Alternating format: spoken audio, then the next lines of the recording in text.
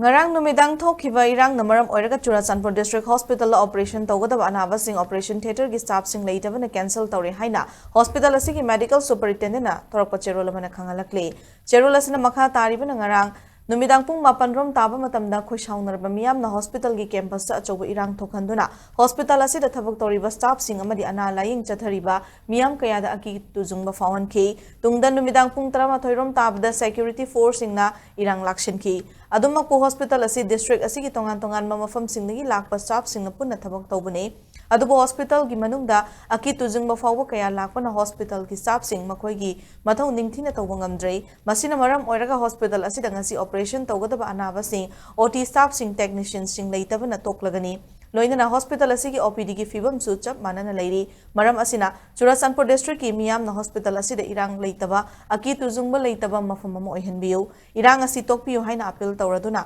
karingba district hospital asida makhatana irang thoktanaba honabiu natrabadi hospital asi punna mangminaragani haina cherol asida palaklei